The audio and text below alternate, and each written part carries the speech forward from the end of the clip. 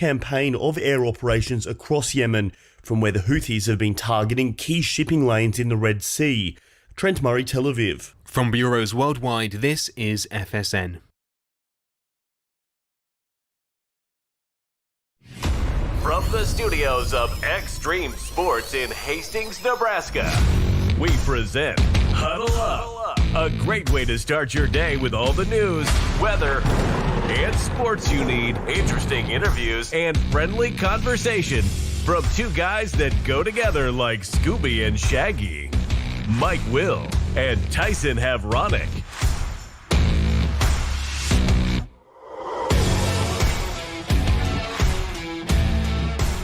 Well, good morning, everyone, and welcome to another edition of Huddle Up here on Extreme Sports as we start a brand new work week together here. It's a Monday, the 14th day of April for 2025. Mike Will, Tyson Havronic, all your news, weather, and sports coming up here in the next hour or so. Going to be talking about the Nebraska men's baseball team. Let's talk about baseball, shall we? The Huskers continue to struggle as they had a 3-game series at Iowa over the weekend. The softball team is going to be wrapping up their series at Northwestern today. Hastings College baseball team and softball teams were in action over the weekend. The Nebraska Kearney softball team had 4 games over the weekend. Hastings High baseball team picked up a couple of wins in a triangular over the weekend, and now they'll get ready for their Eastern Midlands Athletic Conference tournament that gets underway today. Adams Central baseball team had the weekend off after beating Norfolk on Friday night. They'll get ready to play Seward tomorrow. And news from the Masters Golf Tournament, an exciting win for Rory McIlroy yesterday. We got some other stuff we'll talk about here this morning. I'm going to be talking and hearing from Matt Rule, the head football coach from Nebraska. The Huskers held their first spring practice and scrimmage, not their first practice, but their first scrimmage of the spring season on Saturday. So we'll tell you how that shaped up and some transfer portal news, all kinds of stuff to begin the week as we welcome in Tyson Havronic from the Western Studios here this morning. Good morning. And a good morning to you, and what a Masters Sunday it was. Up and down roller coaster of emotions. We had multiple lead changes, a 3-way tie at one point for a lead, a disastrous 18th from a Swede in Auberg as he took himself directly out of the picture. Bryson DeChambeau really, with a couple triple bogeys, water in there, he takes himself out of the equation, and what's left is a player that had the lead since day one in Justin Rose, and he's out there taking some practice cuts, and then you watch Rory make that beautiful fade shot from around the trees, and he sets up a 5-footer for eagle, and you're thinking, okay, Rory's just going to roll with this thing and charge away here in the final 3 holes, but you miss that putt. Then you find the sand, and you set yourself up for an up and down for par. For the green jacket, you miss the par putt, and all of a sudden we have a 1-hole playoff, and you're thinking, oh, we can't let this slip away. Not like this. Don't lose your green jacket like this. All the emotions, and then my favorite game in golf, where you play anything you can do, I can do better. And Justin Rose hits a beauty, lands himself up with a manageable putt for birdie. What's Rory do? Oh, he goes just a little bit to the inside and finds the slope, and it rolls on down. It sets up the knee knocker. I mean, had to have been the most pressure, and I love the way that they put it in the Masters, where they were talking about the only way that this doesn't go in is nerves, and Rory's able to hit that, and then you saw the emotion. What a scene! And just looking at what that green jacket means to these golfers and what it means to create and complete the career Grand Slam, join the list of legends. Rory becoming the 6th to do it. Incredible Sunday at Augusta. It made for spectacular theater. Yeah, the way the Masters should be. The way the Masters should be. It comes right down to it. Yep. It comes down to the wire, and you have a little suspense there on late Sunday, and you get an extra hole with a couple of great golfers. They played that just the way I did. They played it about the way I would play it. Uh-huh. I just can't do it. No, that's exactly the shot I would have done had I been able to have it. Yeah. But did I see a meme that was on the social media yesterday? They were showing that hook shot around the trees that he hit, I think, on 16. And then when they had the ball flight tracker and you can see it like cutting just beautifully around the trees, and they're like, I've got that shot in my bag. Typically when the trees are on the right side. Yeah, I'm just amazed at some of those shots that those guys make. Incredible. You know, because both you and I have been in similar situations in the trees or in the rough or down by the water, and hell, we can't do anything. And they make it look so easy. God, sometimes when I watch golf, it makes me so mad. Makes me so mad that they can hit shots like that. And you and I have been on the golf course sometimes together, and we sometimes can't hit the ball more than about 20 yards. We're getting out the tape measure. We're looking at the distance between these trees. Low 7-iron ought to do it, Mike. Just keep club head low and just punch that baby right through the trees. 3 attempts later, we're just kicking it out to the fairway. yeah. Hoping that nobody's seeing you. Right. Nobody else on the golf course is watching us in the trees, and we just kind of throw the ball out in the fairway and say, we'll call it good. Or you do what I do and you stick a couple extra golf balls in your pocket, so when you're hunting for your ball in the tree, must have got a good kick. I've done that a time or two. I've done that. Admit it, we've all done it. Yeah, make sure you got plenty of golf balls in your pockets. So if you can't find your ball, here it is. Here it is, right out here in the middle of the fairway. How did that get out there? What a bounce. Must have bounced off of this tree. And right on the fairway. God, I couldn't be so lucky. And then you shank that shot into the trees. Yeah. And that's how we play. Or it goes into the water. Congratulations to Rory McIlroy. He wins the Masters. Yeah, one of only 6 players to complete the career Grand Slam. Yeah. Some big guys there. Ben Hogan, Gary Player, Jack Nicklaus, Tiger Woods, among the guys that have completed the career Grand Slam. And now you can add Rory McIlroy to the list. Wasn't he the odds-on favorite to win this thing? I mean, he was up there. We kind of talked about Scotty. Scotty was the odds-on favorite. Yeah, Scheffler. Based on the way he'd been playing, but yeah, Rory was one of the storylines, and he was one of the favorites coming in. His game was rounding into form as we saw, and what I was really impressed with was you take a look at like the top 5 from Vegas. I mean, the top 5 odds guys were in the top 10, and it's just like out of all the golfers and all the possibilities and of things that could go awry, and you still have a way to make like a decent odds board out of the deal. Isn't that what those odds makers do? They continue to surprise me. Yeah. Because I think I watch enough sports that I can take a look at things and say, well, make predictions, right? But you saw how I make predictions. We finished on page 3. I'm a page 3 prediction guy. They just had that maybe locked in. I'm still amazed. Even college basketball. We just got through the college basketball tournament. How close some of those point spreads were to the actual game. The national championship was half a point. Yeah. It's just amazing. So that's why you finished on page 3. That's why we're on page 3. That's why you finished on page 3. Anyway, waking up with Mike and Tyson here this morning. Lots of things to talk about. If you'd like to chime in, you can. 402-834-1330 is our telephone number. 402-834-1330. Love to chat with you. Something that we're going to talk about here today, or something that's on your mind, even if something non-sports related you want to chime in here today, give us a call. Love to chat with you, or leave us a message on all the social media sites. We're obviously monitoring those as well as we kind of get together at the breakfast table and discuss the weekend, a busy weekend. Nebraska baseball and softball, they were in action. Hastings College baseball and softball, they were in action. UNK softball in action over the weekend. Had some high school baseball, and now Hastings High getting ready for the Eastern Midlands Athletic Conference Tournament this week. Tigers going to play Elkhorn North in their opening round game. That's going to be tomorrow at 4:30 out at Duncan Field. We'll have the game for you here on Extreme Sports, beginning with a pregame show at 4:15 tomorrow afternoon. The winner of the Hastings-Elkhorn North game will likely play against the number 1 seed Bennington on Thursday. But that's they're in this new conference here as of late. And this is kind of a new twist as they play a conference baseball tournament.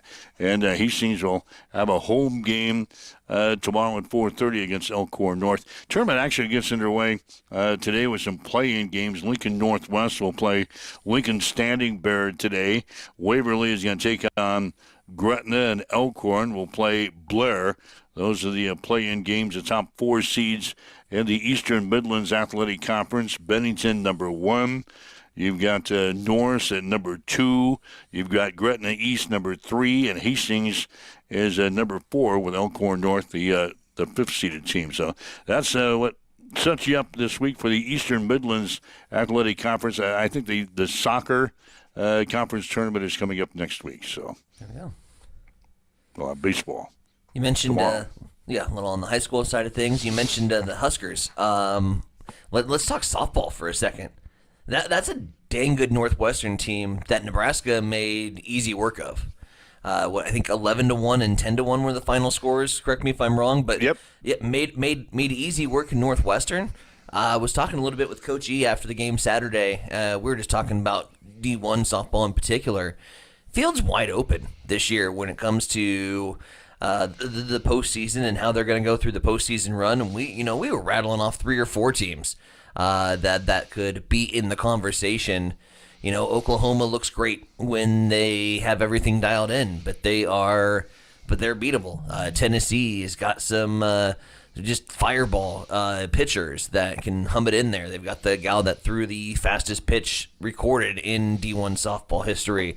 You have those 2 teams. You throw Texas into the mix. Florida has always looked pretty decent. And then when you take a Nebraska team, when Jordy Ball's on, we look like one of the best teams in the nation. When she's in the circle and doing her thing at the plate too, we can be right there with in that conversation. So I think as far as the diamond sports are concerned, attention's got to start to shift over here to the softball team because they could make a pretty fun run at this thing.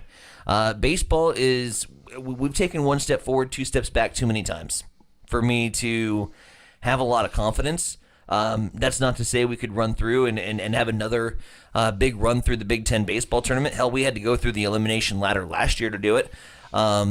But my attention's starting to shift from the baseball side of things. I just don't have the confidence that this team can put it together on a consistent enough basis because that's the issue. You look at that win against Iowa, that's good baseball on display, and that's what the team looks like when they have everything together. You look at those 2 losses, and it was just an implosion. Mentally, it looked like a disaster. And so we can't keep having 1 step forward, 2 steps back. My eyeballs right now are going to shift over to the softball squad. They're fun to watch. They're clicking on all cylinders, and I think they're playing their hottest softball late here in the season. So I expect them to make a pretty good postseason push. Nebraska and Northwestern will finish up that series today in Evanston. So they, instead of playing Friday, Saturday, Sunday, they played Saturday, Sunday, and they'll wrap up their series today. Nebraska softball against Northwestern beginning at 3 this afternoon. Yeah, the Husker baseball team just hard to figure out. Mm-hmm. Hard to figure out. They get beat, 10-0, 11-6, and then they pick up a win, 6-4 yesterday over the Iowa Hawkeyes. They've got Creighton coming up on Tuesday with the first pitch at 6 o'clock.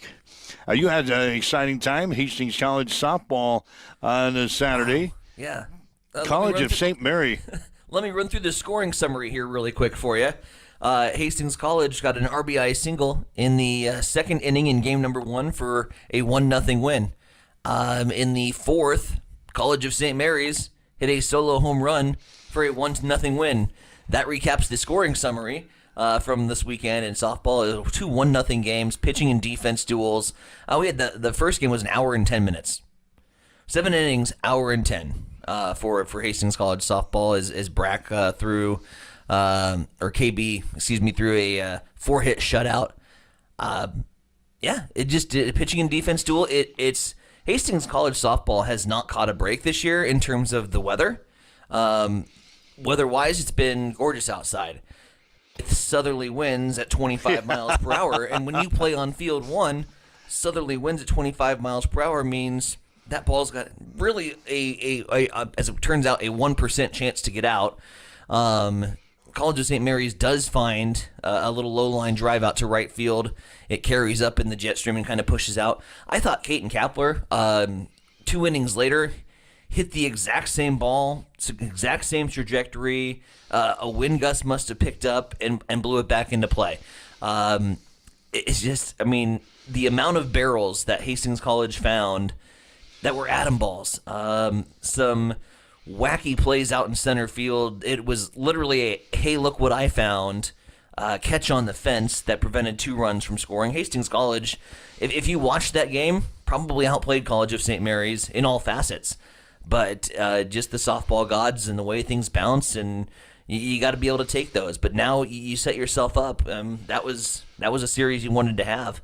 And so if you're Hastings College, now you got to get a split, probably on the road in Fremont with Midland, to set up some meaningful softball against Doane to close things out. That's kind of the reality of the situation to get your way into that 8 spot. There's a lot of teams battling for that last spot in the GPAC softball tournament, and you got to make them meaningful here down the stretch. So hoping for a split here this week. All right, Troy Baker, the head coach for Hastings College, picking up his 400th career win in that opener, the 1-0 win over College of St. Mary's. So you're around long enough. Bake finally picks up number 400. He let nobody know, by the way, not even Hastings College staff or players. That's the kind of superstitious guy Baker is. He's a Diamond Sports guy. He's a baseball guy at heart, and we are naturally superstitious when it comes to stuff like that. You didn't want to have signs at the ready. You didn't want to have the broadcasters up talking about the potential to get number 400, because what do we know when broadcasters talk about it? The exact opposite happens. The old jinx play comes into play. So, yeah, he let 0 people know until after the game, and just had mentioned, oh, by the way, that was win number 400. So it started to circulate, and we were able to get that on in game number 2. But, yeah, you're around long enough, and you've had the success that he's had. You're gonna pick up those wins, and 400 is an outstanding number for anybody. Hastings College baseball team, they go on the road at Briarcliff and lose all 4 games up there. We had the breaking news on Friday about the Broncos dismissing their baseball coach prior to leaving for the game on Friday. So the assistants kind of handled the situation up in Sioux City, and they jumped all 4 games to Briarcliff, and now the Broncos come home. They'll face Midland on Thursday. It's Easter weekend, so a little bit different schedule as the Broncos will play on a Thursday this week. Yep, all right. Different schedule with the Easter, and I forgot to mention that as we were talking about the softball side of things. We've got the Easter break in there. So also got a comment in from Jim Schleichers. He's recapping what was a weekend over at Fauner Park, and Hasty Flyer capturing the Baxter Stakes.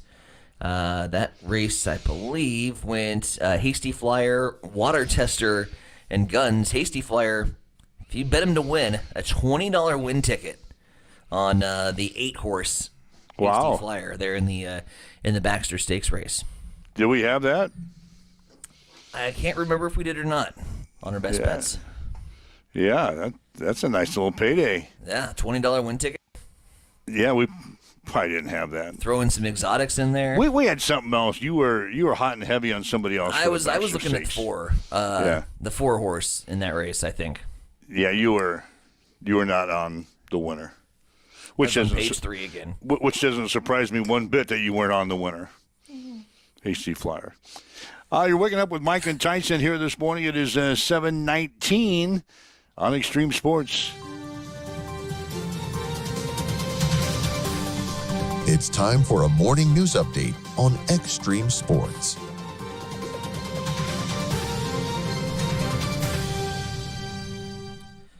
We'll start off at the state capitol, where on Friday, Nebraska Governor Jim Pillen announced that he would be seeking a major disaster declaration from the federal government related to the blizzard that hit back in right before spring, March 18th and 19th. 27 counties have met damage assessment levels to make them eligible for the federal disaster declaration.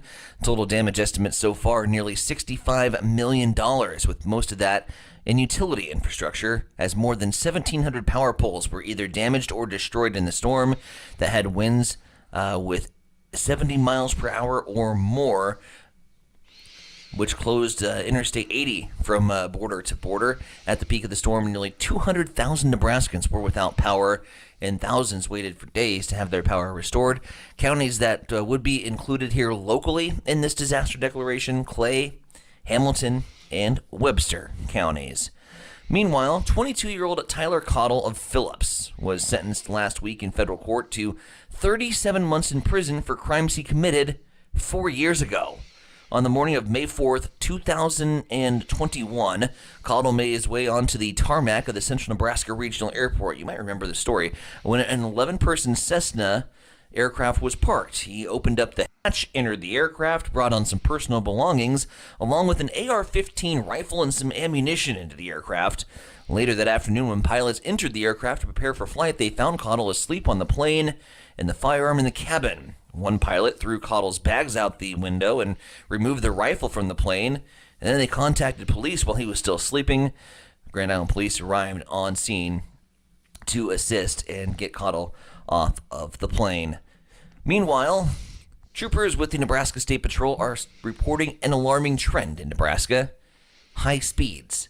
Nebraska roadways here to start off 2025. In the first 100 days of the year, over 300 drivers with triple-digit speeds. So far in 2025, 318 for speeding at over 100 miles per hour, and then a nearly 1,500 for speeding at 90 miles per hour or higher. At 100 miles per hour, the State Patrol reminds you that it takes an average vehicle the distance of 2 football fields to come to a complete stop.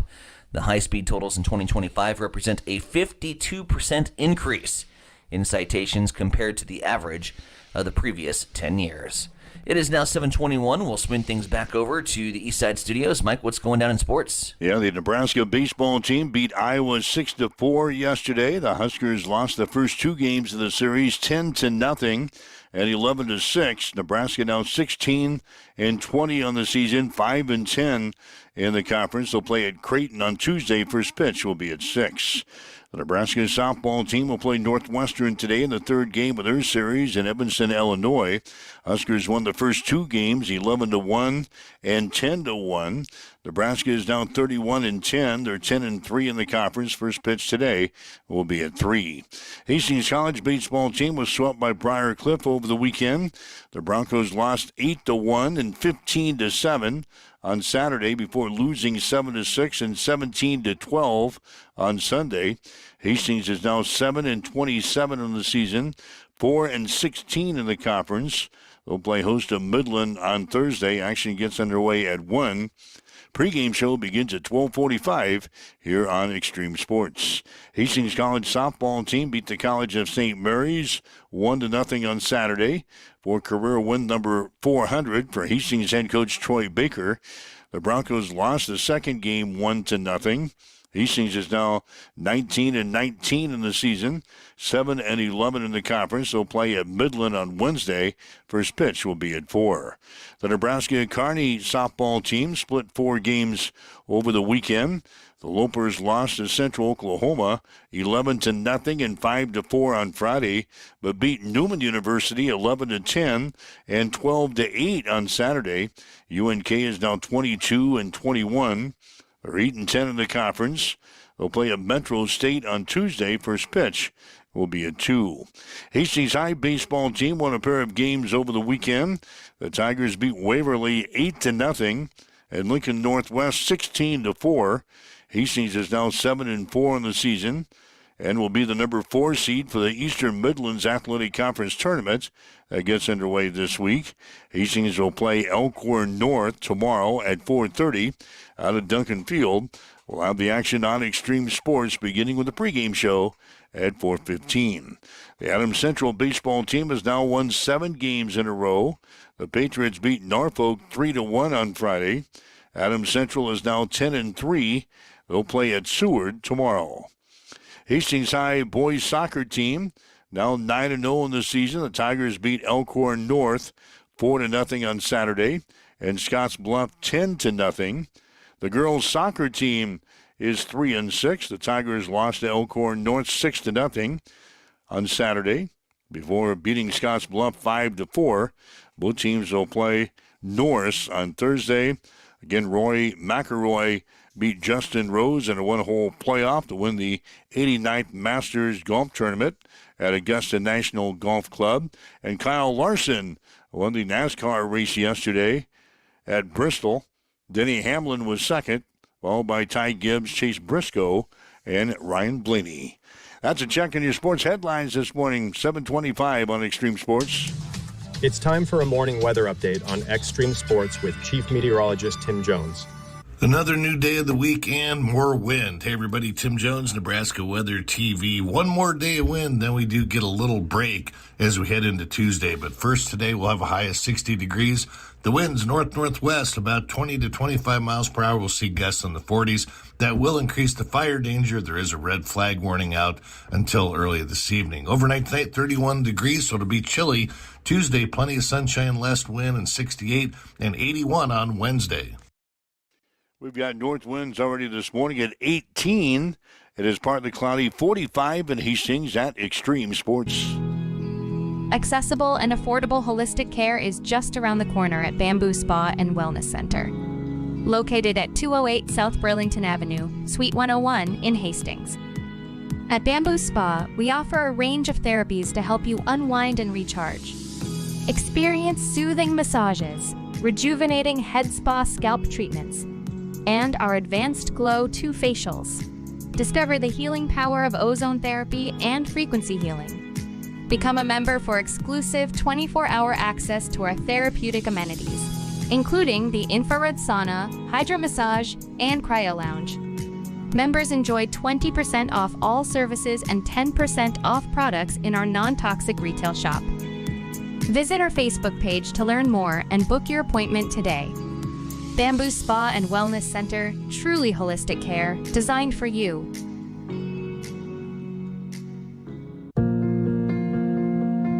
I'm John Butler, funeral director and owner at Livingston Butler Vollen Funeral Home and Cremation Center in Hastings. And I'm Nikki Butler, the advanced funeral planning specialist.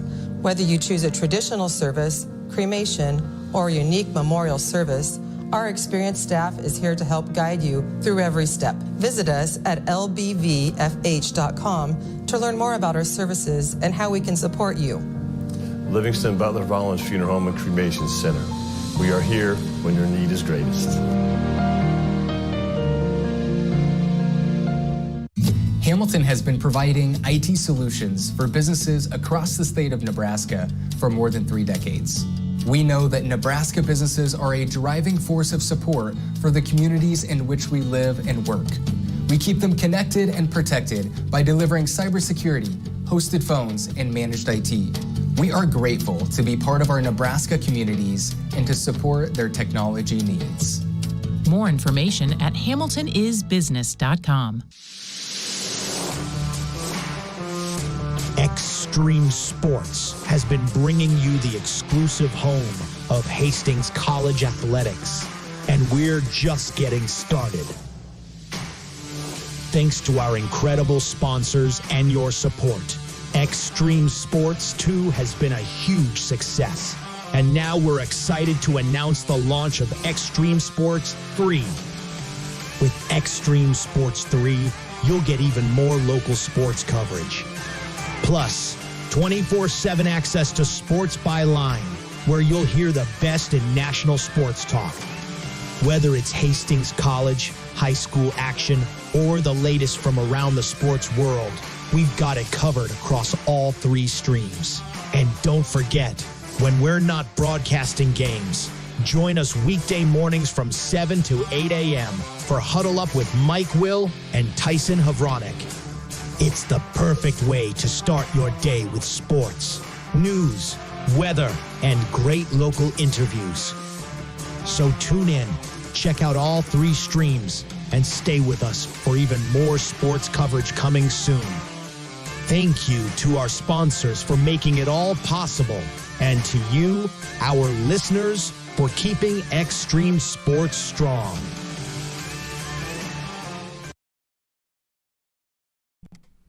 All right, Mike Will, Tyson Veronica with you on this Monday, the 14th of April for 2025. Again, 402-834-1330 is our telephone number. If you'd like to join us today, anything we've been talking about, anything else on your mind, sports related or not, give us a call. Love to chat with you here this morning. Leave us a message on the social media sites as well. Lots of people chiming in on that. So, brand new work week the day before you need to file your taxes. How's things going in the Hebronic household? I don't want to talk about it. We want to keep this show positive. We want to keep this show clean. We want to keep this show avoiding to getting you riled up for tax season. I got mine back. I didn't even want to sign the damn thing to send it in. It's not looking pretty. Of course, welcome to the world of multiple jobs and tipped wages. I don't miss filing taxes as a tipped waging earner. A lot of that goes back to Uncle Sam, unfortunately. So, no brand new TV here at the Hebronic household. In fact, we're going to help fund the federal government. I don't believe all this talk about the U.S. going into a Great Depression will happen because I'm funneling in enough money to, I think, keep the government up and operational for a few weeks. So, yeah, I will send mine in at 11:59:59:59. It has to be postmarked by midnight. 11:59:59:59. If you drop it into the Hastings post office at 11:59:59:59, it's not going to get there. You need to drop it in, I think, 3 o'clock. Yeah. To be postmarked by 2:59:59. Yeah, you'll be running into me. I'll be down there as well. Matt Rule. Let's bring on Matt Rule here, the head football coach for Nebraska. The Huskers held a scrimmage for the first time this spring on Saturday at Memorial Stadium, and the coach kind of talked about that as he talked with us afterwards. And we got about, I think, 90 plays. Our goal was to get 3 groups, all at least 30 plays live. So, we were probably somewhere around there. Might have gotten 32 for one group of 29, which keeps track as we go, but... And so we did everything from open field to red zone to low red zone to goal line to 2-point plays to end of game, needing a yard. We kicked live field goals, had a couple punts. So we got pretty overall general work. You can tell it's early on. We've been doing so much teaching 7-on-7, 9-on-7, team run, team pass, those types of generic scripted things. But I thought it was really good. Pleased, came out of it healthy, and a lot of guys got work. Look forward to watching the tape. And the coach says he saw a lot of good things during this little scrimmage. I thought, early on with the offense, they had a lot of procedural penalties and some things like that early, and then they kind of regrouped and then had some really nice things. I thought early on defensively we were overrunning some tackles. We weren't tracking the near hip, and Heinrich caught a ball on the left sideline, made a guy miss, and went for another 20 yards. And then they started to tackle better. I think the biggest thing is we look like a really physical team. We're blocking, we're tackling, we don't look soft. And while there might be a drop off sometimes as you get down the line, there's not really a drop off to me when I'm just watching it out there between so and so and so and so. If that makes sense, there's a lot of guys you can put out there, and it looks like we're covering people. It looks like we're out there and we're covering people. There's not a lot of guys running wide open in the drop back passing game. So. Again, there's a lot to watch, but I liked all those things. And then at the end, all the situational stuff, the guys are understanding it. I don't have to explain it time and time again. I did some situations today I haven't even covered with the guys, but there's recall from last year or the guys who really watch a lot of football. All right, so it's going to be a busy week for the Nebraska football staff this week. The final 5 days of spring football practice, plus the spring transfer portal window also opens this week, and the coach was asked what he tells his players at this time of the year. What I said, we played the Iowa game, and that Monday I walked in, I said to the guys, listen, everybody has the right to make the best decision for them. I just asked 2 things. That A, you make the decision based on the right information. Don't come to me later and say, well, they told me this, but they end up doing that. There's stories everywhere, and that's why if you've been here and you trust us, If you're here and you say, well, Coach Rule's lied to me, I don't trust him, then okay. But if you've been here and we've always told you the truth as best we know it, then if we tell you, hey, this is where we see you, then you probably should listen to that as opposed to somebody out there. Like, everyone out there always has something better for you. You know what I mean? Everybody's always got some, a better scheme, a quicker way to do this, a faster way to do that. There really is no quick fix, quick way to getting there. So make sure you're listening to the right information and then do it the right way. I left Temple to be the head coach at Baylor. Temple gave me my start. Temple had me as assistant coach. Temple gave me my first head coaching job. But when the time came, I took on a new challenge. So I exited there. So I get it. Number two, I left Baylor to go be the head coach in Carolina. So I don't fault somebody when they leave here. I just tell the guys, make sure you're walking into the right situation. I've walked into many situations in my life, business, professional, they tell you one thing and it ends up being another. So be careful. Say to yourself, who am I getting the information from? Can I trust it? And that's all I want for our guys, because I desperately want them all to be happy and healthy and be successful. So sometimes I think there's really two groups. There's the guys who aren't going to play and they really want to play. And whether it's 105 or they're just not quite good enough. And it looks like that's going to be the way for the rest of their career. And they want to move down. We try to help them as much as we can. And I love watching them succeed. There's a kind of a second group of guys who are good enough to play here. And I think they should stick it out and fight. I think too many people, outside people, parents, coaches, we're always trying to find like a better situation.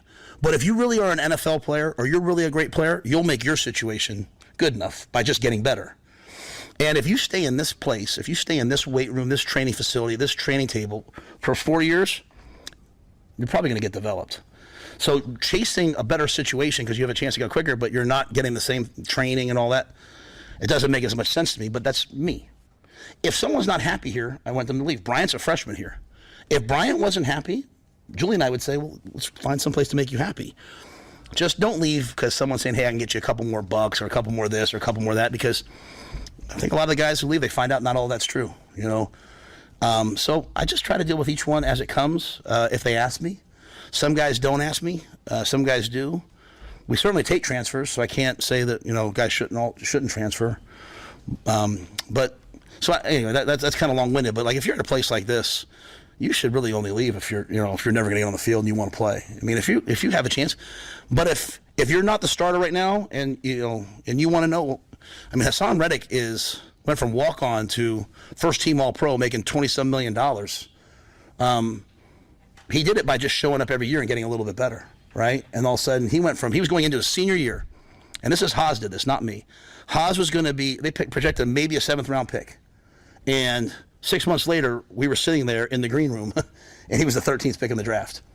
Like, there was no which situation is better to get me to be drafted. Like, that doesn't exist. He did the work, got better, played better every year, found his way to get on the field. And if you're going to listen to some other college coach tell you, hey, you'll be the starter, then don't call me afterwards and say, well, I wasn't the starter. Well, they're recruiting some kids just to come be backups, right? Like, if they think they're a CFP team, they're saying to themselves, hey, I need guys for 16 games. So I'm gonna go get this kid because he can maybe start from us in week 12. So just be careful the information you're listening to.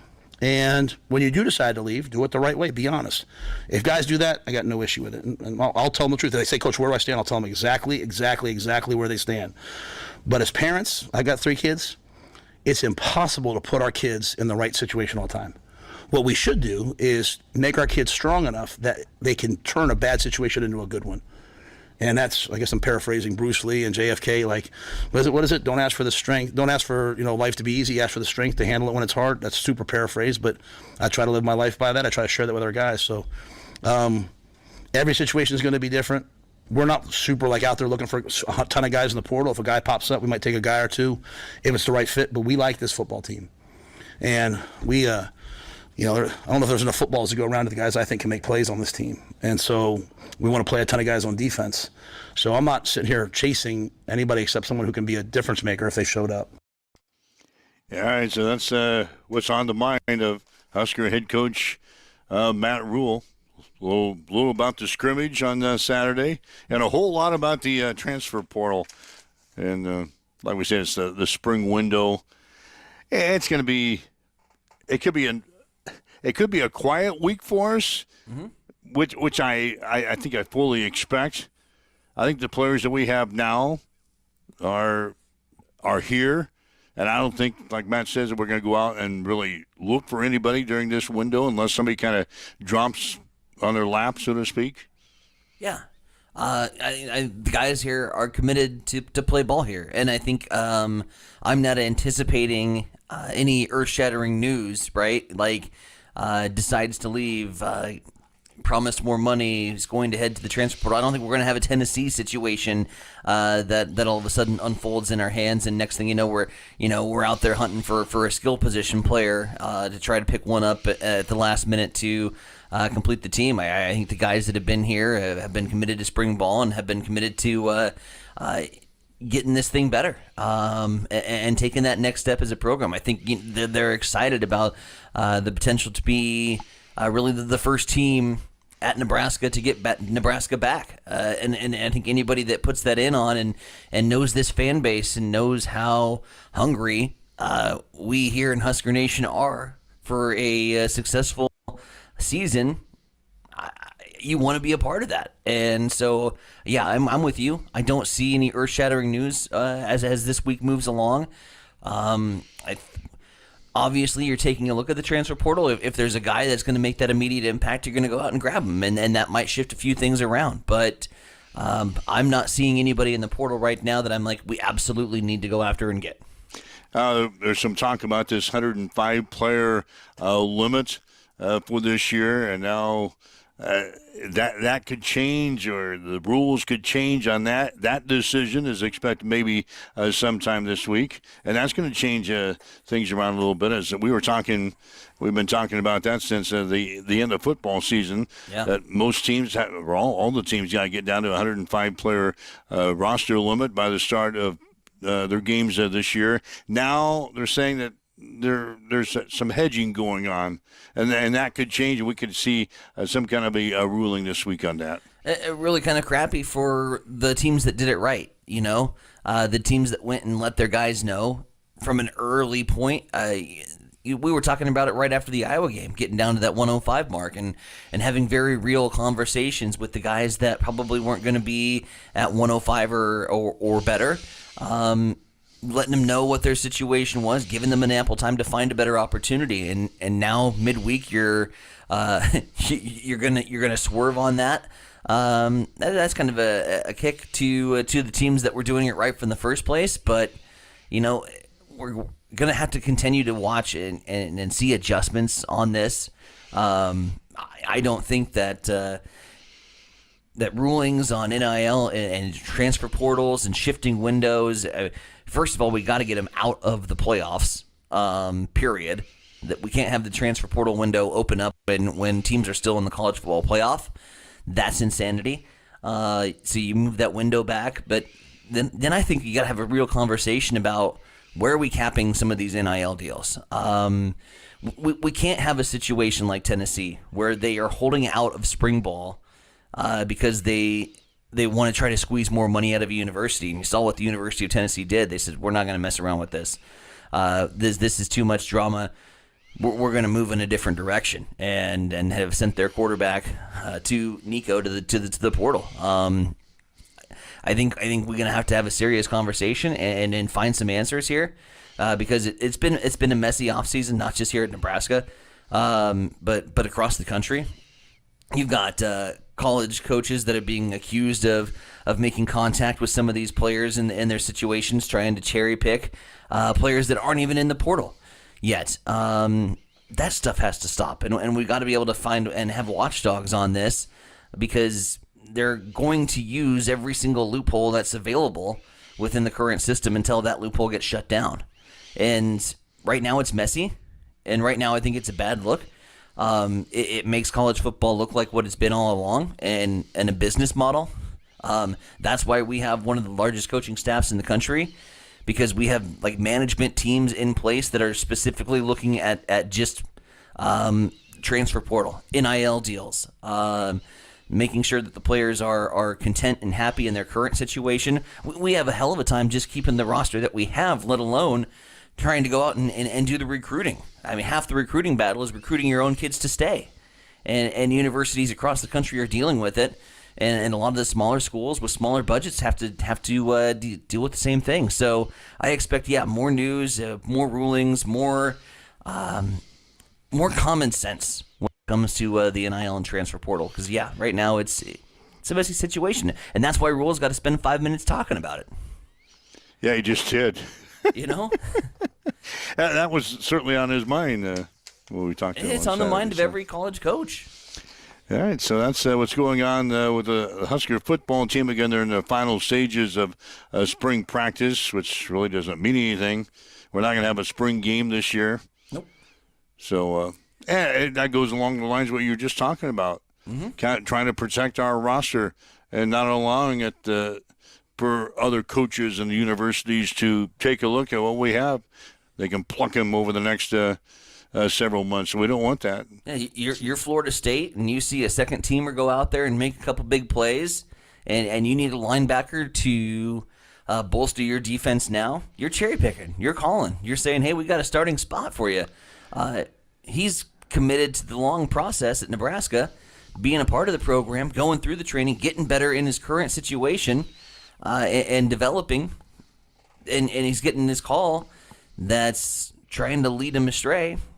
That's why you don't have the spring game. It's not, a diss to Husker fans. It's not a diss to Husker Nation.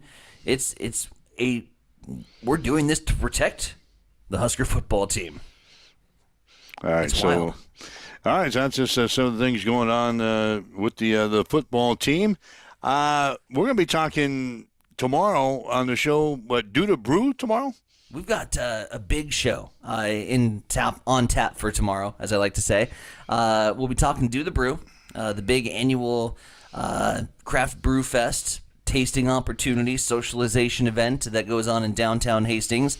That's going to be coming up on Saturday, April 26th. So we'll talk everything from ticket info to new and exciting things for this installment of Do the Brew, the nonprofits that this particular event is going to be assisting, and all that and more coming up. So Megan Arrington-Williams will join us from First Street Brewing Company, which is a fitting place to talk Do the Brew.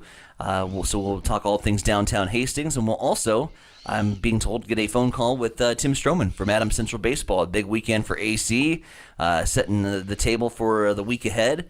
But big win Friday against Norfolk, a Class A opponent, so the Patriots continue to roll. We've got a very busy show coming up tomorrow with some Pats baseball and Do the Brew. All right, so that's coming up on your Tuesday edition of Huddle Up on Extreme Sports. So a lot going on. We talked about the Masters. Kyle Larson, we told you about that during the sports break. He wins the NASCAR race yesterday. Really dominated the scene down at Bristol. There was a lot on TV yesterday. There was a lot on TV. We had golf. We had racing. I think Indy had a big Indy cars. They had a race going on as well. So if you're a racing fan, you had to choose between a lot of things yesterday. Yeah, 6 a.m. They got underway in Bahrain. Oscar Piastri wins the F1 race for the McLaren team. Max Verstappen keeps it from being a McLaren 1-2 as the Red Bull finishes second, and Lando Norris rounding out the top three. But Piastri, after a week ago, probably could have switched positions with his teammate, maybe gave Max Verstappen a little bit of charge. This time, Oscar got out in front and never looked back as the Fighting Papayas continued to do well on the manufacturer side. Yeah. Did you get up and watch that yesterday, 6 a.m.? I got to be real honest with you, Mike. I caught the highlights. They have the condensed race that they put on YouTube about an hour after it finishes. I watched the condensed race. I didn't make it. Didn't make the morning bell for the F1 calendar. Hockey wise, down to the final stretch. Tuesday, the three teams that are fighting for the last two spots in the Western Conference postseason will all be in action. Calgary currently sitting 4 points back of the two wild card spots, which is held by Minnesota and St. Louis. And all three teams will be in action on Tuesday night, so that sets up an exciting night on the Western Conference. Eastern side is all sewed up. It's just going to be a battle for seedings here from this point forward, but all the teams are locked in, and with just a couple games remaining here on the last week of the NHL regular season before we get under way of postseason. 2 spots remain. One of them will go to St. Louis or Minnesota. Calgary could play the spoiler. They still have games in hand yet to play. So if they go on a winning streak this week, Calgary could swap places and break the hearts of Minnesota, who's been in that playoff spot basically all season long, but have been put under pressure here as of late, playing some choppy hockey down the stretch. St. Louis, after that 12-game franchise-long best winning streak, they've dropped 3 in a row. And so they're back into the conversation of they got to win a game. And they didn't get it done against Seattle, which was, on paper, looked to be a pretty easy victory. So St. Louis is backpedaling, unfortunately, at the wrong time. We just got to put it back together, maybe pick up one more win to get a little breathing room. But, yep, Flames, Wild, Blues, all in action on Tuesday. After you've been tooting the horn of the St. Louis Blues, and now you're telling me they're backpedaling and might not make the playoffs? It's a roller coaster ride at the end of the regular season here for hockey. They've been essentially playing postseason hockey since the All-Star break because that's how far back they were. I mean, just to get into the conversation was a miracle in and of itself, but you expected that momentum to continue, right? And then it just, halted. It feels a lot like Nebraska basketball, where you're up, you're down, oh, we're in, we're an 8 seed, we're a 7 seed now, and now we're back out of the playoff conversation. I can tell already if the Blues miss the playoffs, you're going off on them. No, yes, you will. I really won't, because this was a rebuilding year for the Blues. They shelled everybody out except for their goaltender, Jordan Bennington, and their leading scorer, Jordan Kyrou. Everybody else... You'll be mad. Everybody else took free agency deals. Everybody else got better opportunities to play for who they thought were contenders. Some of those things didn't work out. Vladimir Tarasenko, I'm looking at you, bud. Way to make that move to Ottawa. You'll be mad. You'll be smoking mad. You'll be smoking mad if the St. Louis Blues don't make the playoffs. I don't think I'll be as angry as you anticipate. So when does the playoffs start? Next week? Oh, they'll get a little break. This is the last week of the regular season, and then I think there's a break in there probably by the next weekend. I haven't gone that far out.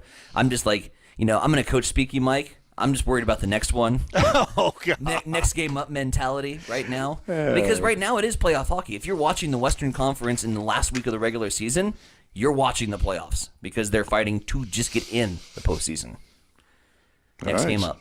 It's a little hockey update for you. We cover it all on this show. We're experts on nothing. I can't wait to talk to Tim Stroman tomorrow, by the way. We ended up having a hell of a battle in fantasy baseball. I saw him yesterday. He referred to his meeting with you in fantasy baseball. Yeah, he had a lead going into Sunday. He had a lead going into the Sunday night game.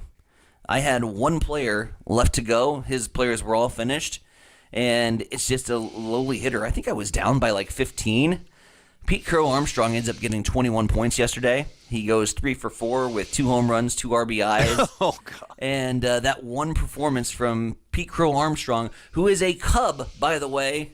It's rare that I give Cub shout-outs on the show, but PCA, one of the bright spots rookies last year, young gun, brilliant outfielder. He ends up salvaging my game, and I'm able to knock off Timmy Stroman to head to a 2-1 mark. And unfortunately for Tim, knocked him down to 0-3.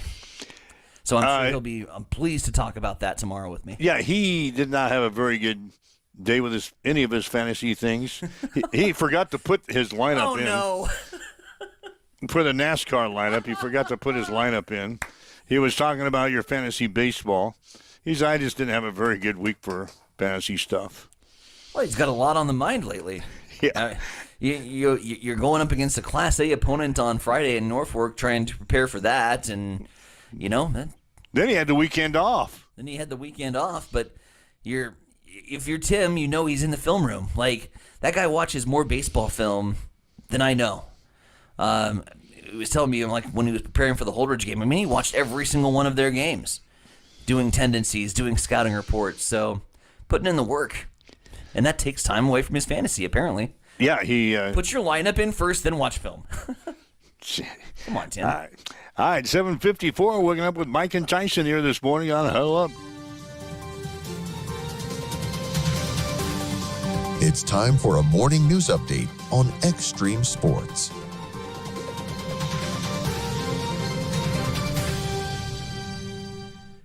All right, our news highlights here on a Monday. First off, Nebraska Governor Jim Pillen announcing on Friday that he is seeking a major disaster declaration from the federal government related to the blizzard that hit Nebraska on March 18th and 19th, where 27 counties have met damage assessment levels. In total, the estimated damage is around $65 million, most affecting utility infrastructure. 1,700 power poles either damaged or destroyed, as winds were in excess of over 70 miles per hour. At the peak of the storm, nearly 200,000 Nebraskans were without power. The counties that will be included in this disaster declaration locally, should it be approved: Clay, Hamilton, and Webster counties. Meanwhile, in the courts, 22-year-old Tyler Cottle of Phillips, if that name rings a bell, we'll do a little flashback for you. He was sentenced last week in federal court to 37 months in prison for crimes he committed 4 years ago. Back on the morning of May 4th of 2021, Cottle made his way onto the tarmac of the Central Nebraska Regional Airport and boarded a Cessna aircraft that was parked, opened the hatch, entered the aircraft, brought on some personal belongings along with an AR-15 rifle. Later that afternoon, pilots entered the aircraft. They found him asleep. So they took Cottle's bags off the plane. They removed the rifle from the plane, then contacted police. Police ended up entering the aircraft and removing Cottle with tear gas. And again, just Friday was sentenced to 37 months in prison for those crimes. Meanwhile, on the roads, Nebraska State Troopers are sounding the alarm on what they are seeing as a very alarming start to 2025. During the first 100 days of the year, troopers stopped over 300 drivers for driving at over 100 miles per hour. They also stopped nearly 1,500 drivers for speeding in excess of over 90 miles per hour. The Nebraska State Patrol reminds motorists that at 100 miles per hour, it takes an average vehicle the distance of 2 football fields to come to a complete stop. The high-speed totals in 2025 represent a 52% increase in 100-mile-per-hour citations compared to the average of the previous 10 years. It is now coming up on 7:57. We will spin things back over to the East Side Studios. Mike, what's the latest in sports? Well, the Nebraska baseball team, they beat Iowa yesterday 6-4. They lost the first 2 games of the series on Friday and Saturday. So Nebraska now 16-20 on the season. 5-10 in the conference. They'll play at Creighton on Tuesday. The Nebraska softball team will play Northwestern today in the 3rd game of their series in Evanston, Illinois. The Huskers have won the first 2 games of the series, 11-1 and 10-1. First pitch today will be at 3. Hastings College baseball team being swept by Briar Cliff over the weekend. The Broncos losing all 4 games. Hastings will play host to Midland on Thursday. Action gets underway at 1. We'll have the game on Extreme Sports at 12:45 on Thursday. Hastings College softball team splitting 2 games with the College of St. Mary's on Saturday. Broncos will play at Midland on Wednesday. Hastings High baseball team winning 2 games over the weekend, beating Waverly and Lincoln Northwest. Hastings, the number 4 seed for the Eastern Midlands Athletic Conference tournament this week. And the Tigers will play Elkhorn North tomorrow at 4:30 at Duncan Field. We'll have the game here on Extreme Sports beginning at 4:15. Adams Central baseball team has now won 7 games in a row. Patriots beat Norfolk 3-1 on Friday. They will play at Seward on Tuesday. That's a check into your sports headlines at 7:58. It's time for a morning weather update on Extreme Sports with Chief Meteorologist Tim Jones. Another new day of the week and more wind. Hey everybody, Tim Jones, Nebraska Weather TV. One more day of wind, then we do get a little break as we head into Tuesday. But first today, we'll have a high of 60 degrees. The winds north-northwest, about 20 to 25 miles per hour. We'll see gusts in the 40s. That will increase the fire danger. There is a red flag warning out until early this evening. Overnight tonight, 31 degrees, so it'll be chilly. Tuesday, plenty of sunshine, less wind, and 68 and 81 on Wednesday. Right now, we've got north winds at 18, 45 degrees at Extreme Sports. Accessible and affordable holistic care is just around the corner at Bamboo Spa and Wellness Center. located at 208 South Burlington Avenue, Suite 101 in Hastings. At Bamboo Spa, we offer a range of therapies to help you unwind and recharge. Experience soothing massages, rejuvenating head spa scalp treatments, and our Advanced Glow 2 facials. Discover the healing power of ozone therapy and frequency healing. Become a member for exclusive 24-hour access to our therapeutic amenities, including the infrared sauna, hydro massage, and cryo lounge. Members enjoy 20% off all services and 10% off products in our non-toxic retail shop. Visit our Facebook page to learn more and book your appointment today. Bamboo Spa and Wellness Center, truly holistic care, designed for you. Connet Auto Care is the trusted name in automotive repair and maintenance services in Hastings. We're a gold-certified Napa Auto Care Center. Our ASE-certified technicians have the Blue Seal of Excellence, receive continuous training, and are committed to providing the best service your vehicle can get. Whether it's preventative maintenance, major repairs, or just an oil change, Connet Auto Care is here for you.